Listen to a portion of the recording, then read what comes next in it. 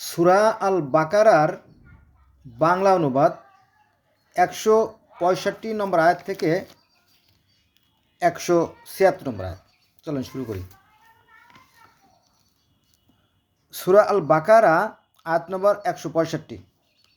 এখানে বলা হয়েছে, আর মানুষের মধ্যে কতক লোক আছে যারা আল্লাহ ছাড়া অপরকে সমকক্ষ রূপে মনে করে এবং তাদের ভালোবাসে আল্লাহর ন্যায়, কিন্তু যারা ঈমানদার তারা আল্লাহর ভালোবাসায় সুদৃঢ়। পরিতাপ জালিমগণ কোনো শাস্তি প্রত্যক্ষ করত, তবে সে বুঝত যে সকল শক্তির উৎস আল্লাহ এবং আল্লাহই কঠিন শাস্তিদাতা। সূরা আল বাকারা আয়াত নম্বর ১৬৬। যখন সর্দারগণ বিমুখ হবে, যারা তাদের অধীনস্থ ছিল তাদের এবং অনুসারীরা শাস্তি প্রত্যক্ষ করবে ও তাদের মাঝে সমস্ত সম্পর্ক ছিন্ন হয়ে যাবে। সূরা আল বাকারা আয়াত নম্বর ১৬৭। আর অনুসরণকারীরা বলবে, হায়, যদি আমাদের প্রত্যাবর্তন ঘটানো হতো তবে আমরা তাদের সাথে সম্পর্ক ছিন্ন করতাম, যেমন তারা ছিন্ন করছে আমাদের সাথে। আল্লাহ তাদের কার্যাবলী পরিতাপরূপে দেখাবেন, তারা কখনোই অগ্নি হতে বের হতে পারবে না। সূরা আল বাকারা আয়াত নম্বর ১৬৮। হে লোক সকল, জমিনের হালাল ও পবিত্র খাদ্যদ্রব্য থেকে তোমরা আহার করো, আর শয়তানের পদঙ্ক অনুসরণ করো না, নিঃসন্দেহে সে তোমাদের প্রকাশ্য শত্রু। সূরা আল বাকারা আয়াত নম্বর ১৬৯।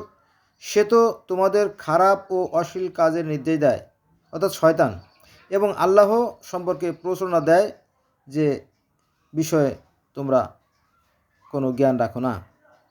সূরা আল বাকারা আয়াত নম্বর ১৭০। আর যখন বলা হয় আল্লাহ যা নাজিল করেছেন তা তোমরা অনুসরণ করো, তখন তারা বলে, না না, আমাদের পিতৃপুরুষ থেকে যা পেয়েছি তার অনুসরণ করব, যদিও তাদের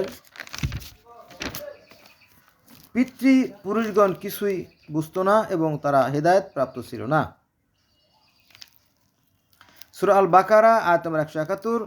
যারা কুফরি করে তাদের উপমা হলো যেমন কোনো ব্যক্তি এমন কিছুকে, যেমন পশুকে ডাকে, সে শুধু চিৎকার ধ্বনি ছাড়া কিছুই শ্রবণ করে না। তারা বধির, বোবা ও অন্ধ, সুতরাং তারা কিছুই বুঝতে পারে না। সূরা আল বাকারা আয়াত নম্বর ১৭২। হে বিশ্বাসীগণ, তোমাদেরকে আমি যে পবিত্র রিজিক দিয়েছি তা থেকে আহার করো আর আল্লাহর কৃতজ্ঞতা প্রকাশ করো, যদি শুধু তার ইবাদত করে থাকো। সূরা আল বাকারা আয়াত নম্বর ১৭৩। নিশ্চয় তোমাদের জন্য মৃত্যু জন্তু, রক্ত, শূকরের মাংস এবং যা আল্লাহর নামে ব্যতীত উৎসর্গ করা হয়েছে তা তোমাদের জন্য হারাম করেছেন, কিন্তু যে অনন্য পায় অথচ সীমা লঙ্ঘনকারী নয় তার কোনো পাপ হবে না। আল্লাহ ক্ষমাশীল, মেহেরবান। সূরা আল বাকারা আয়াত নম্বর ১৭৪। আল্লাহ যে কিতাব নাজিল করেছেন, যারা তা গোপন করে ও বিনিময়ে স্বল্প মূল্য গ্রহণ করে, তারা নিজেদের উদরে অগ্নি ছাড়া কিছুই ভক্ষণ করে না, এবং আল্লাহ পরকালে তাদের সাথে কোনো কথা বলবেন না ও তাদেরকে পবিত্র করবেন না, আর তাদের জন্য কঠিন শাস্তি রয়েছে। সূরা আল বাকারা আয়াত নম্বর ১৭৫।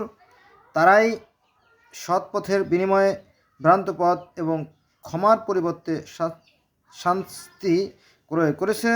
অগ্নিসহ করতে তারা কতই না ধৈর্যশীল। সূরা আল বাকারা আয়াত নম্বর ১৭৬। এটা এজন্য যে আল্লাহ হকসহ কিতাব নাজিল করেছেন, বস্তুত তারা কিতাবের মতভেদ করেছে, তারা নিশ্চয়ই গুমরাহিতায় লিপ্ত রয়েছে। বন্ধুরা, ধন্যবাদ সবাইকে।